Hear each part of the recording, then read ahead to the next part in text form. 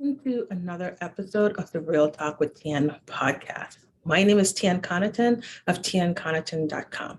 And today I'm talking to you about what's holding you back from actually putting your offer out there. Whether you are a designer who's scared to put out their first pattern or their next pattern, maybe you are a technical editor and you have been tech editing for a while and you're just ready to start making more money and start landing clients. Maybe you're a yarn dyer, right? And you've been thinking about dyeing yarn for such a long time, but there's something that's holding you back. That's what we're talking about today in this episode. So here are a few scenarios. Raise your hand if any of these resonate with you. Like I mentioned before, maybe you are a knit or crochet designer. You are ready to put your work out there. This is your first design. You love the idea, but there's something that's holding you back from actually putting out the pattern on Ravelry or Payhip or out there, wherever you want to sell your pattern. You're scared to put your design out there, right? Maybe you're a brand new designer, never published anything before. You're not even sure what the process is. You're not sure if your pattern writing is on point. Maybe that's you right now. Maybe you're scared to start charging for your tech editing services. Maybe you've tech edited for friends over the past few months.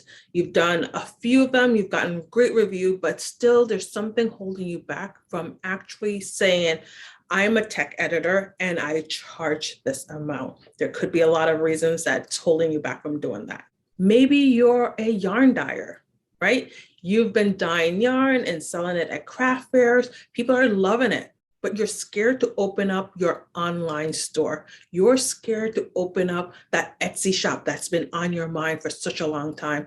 Maybe because you feel like your colors aren't dynamic enough. Maybe you're feeling like anybody else could have done this. But the reality is they didn't, you did. That came to you. So there's value in that. When coaching clients come to me in my one-on-one Launch by Design coaching program, the problem is never that my clients don't know what they're doing. It's never like, as a designer, that their patterns are awful. It's never that the tech editors don't know how to edit patterns. It's never that the yarn dyers have messy colorways or uninspired colorways. It's never that. The problem is never that the creative don't know how to do what they're doing.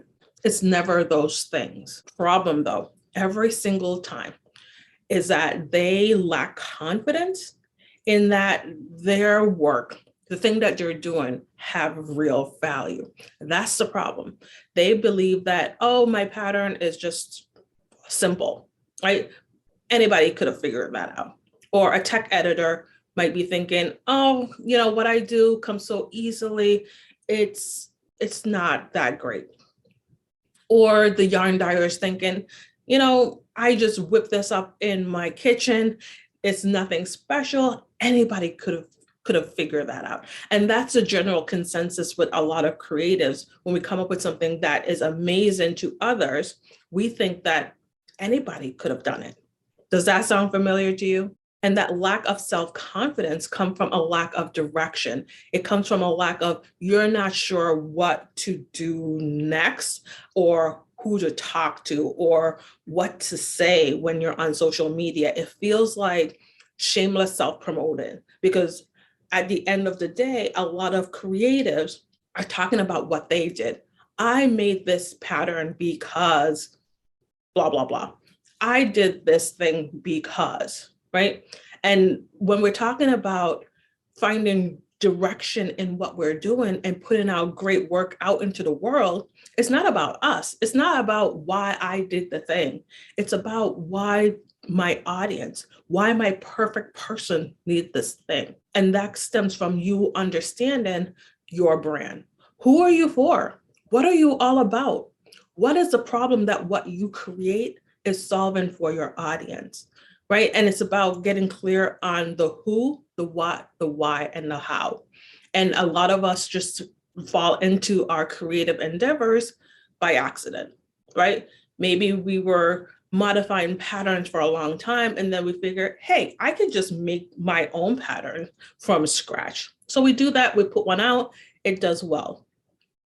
And then it's the matter of we have to do the next one and the next one, right? And then we put out pattern after pattern and only make sales when we put out a pattern, instead of coming up with a strategy for really capitalizing on those patterns day in, day out without having to constantly generate new work and put it out there. Because a lot of us feel like we have to be excited about the work that we create. And that excitement comes from the newness, the shininess of the thing. So we put out a new pattern, we're excited about it, we talk about it for a few days, we get a few sales, our excitement dies off, so does sales, right? And we're going to talk more in depth about this throughout this season of the Real Talk with TN podcast, because I believe that a lot of us as creative entrepreneurs, we are distracted by doing. We are distracted by busy, and we need to hone in our skills and get clear on why we're doing what we're doing in order for us to continue to do this work that we love without getting burned out and getting overwhelmed and not seeing results. So the problem I see with a lot of my one-on-one coaching clients is that they come in, they're not clear on their brand. They're not clear on who they're for. They're not clear on what they do. They're not clear on the value that what they create provides out into the world. So that's why we start with, who are you? Why are you here? What is the problem that you solve? Look, being a creative entrepreneur is not the easiest thing out there to do. It's messy and it's easy to feel like you're not good enough, that what you're doing doesn't have value, especially when it's something artistic where society doesn't put a lot of value on art, even though art has tremendous value to our whole being, our psyches, how the world functions. But that doesn't hold as much value as something tangible like, buying something online and something physical like that. But art has value. And the reality is that you're not showing up and putting your work out there because you're afraid. You don't feel like you're enough. And that started with you getting clear on your brand. It's you getting clear on who you're serving and why do they want what you have and the problem you solve. And don't tell me that, hey, it's just a pattern, it's just yarn, it's just tech editing. Everything that we do, in order for it to be a viable business, has to solve a problem. And it solves a problem, the work that you're doing. You just have to be clear on articulating that problem to your audience. Every pattern solves a problem. You just need to figure out what it is. Every yarn solves a problem. You just got to figure out what it is for your audience. Every tech editing service solves a problem. You just need to figure out who you're for and why it matters to them. So when we're talking about building your brand, we're not talking about colors. We're not talking about your website. We're not talking about any of those things. We're talking about getting to the core of who you are, what you do, who you do it for, the problem you solve. We're going to think about your perfect person. We're going to talk about your audience. And I like to refer to them as my perfect person because I can imagine them in my mind's eye. And this is a person that I can just put on a copy machine and make copy over and over and over. That's what my ideal audience is. That's my perfect person. And at the end of this episode, I'm going to share with you how you can get more details on the perfect person and how to figure it out for yourself. When we're talking about our perfect person, we're talking about where they are right now. They're having a problem of some sort. It could be something major. It could be something minor. There's a pain point, right? And they want to get to point Z where they are feeling happy. They are feeling like this problem is resolved. And what you are doing as the creator, as the business owner, you're bridging that gap. You are that bridge that leads them from where they are now, where they're troubled and not happy, to where they are feeling amazing. So you have to figure out how to fill that gap, how to bridge that gap, because that's where your revenue is. That's where you're going to make money in your business, is in that gap. So if you're thinking, this is just a pattern, this is just tech editing, this is just yarn, trust me, it's so much more than that. And I have a free 5-day marketing challenge that you can take right now and learn so much more about your perfect person. You can learn about the problem you solve and how to bridge that gap.